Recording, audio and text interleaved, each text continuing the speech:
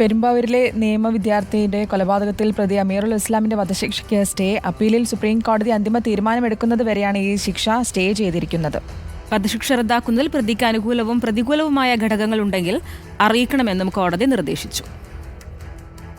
പെരുമ്പാവൂരിലെ നിയമ വിദ്യാർത്ഥിനിയുടെ കൊലപാതക കേസിലെ ഏക പ്രതി അമീറുൽ ഇസ്ലാമിന് വേണ്ടി പ്രൊജക്ട് 39A നൽകിയ അപ്പീലിലാണ് സുപ്രീം കോടതിയുടെ നടപടി. അമീറുൽ ഇസ്ലാമിന്റെ അപ്പീലിൽ അന്തിമ തീരുമാനമെടുക്കും വരെയാണ് വധശിക്ഷ നടപ്പാക്കുന്നത് സുപ്രീം കോടതി തടഞ്ഞത്. അമീറുൽ ഇസ്ലാമിന്റെ അപ്പീലിൽ സംസ്ഥാന സർക്കാർ 8 ആഴ്ചയ്ക്കകം മറുപടി നൽകണം.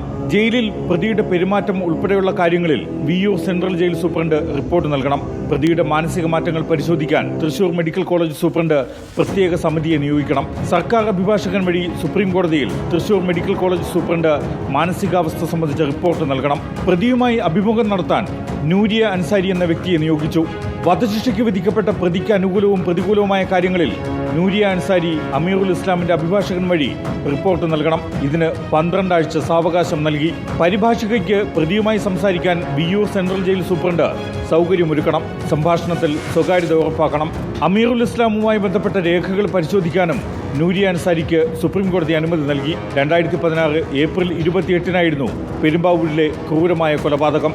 ഏകപ്രതി അമീറുൽ ഇസ്ലാമിന് എറണാകുളം പ്രിൻസിപ്പൽ സെഷൻസ് കോടതി നൽകിയ വധശിക്ഷ 8 വർഷങ്ങൾക്കിപ്പുറം ഹൈക്കോടതി division bench ശരിവച്ചു.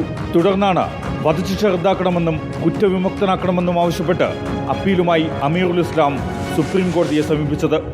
Legal desk report.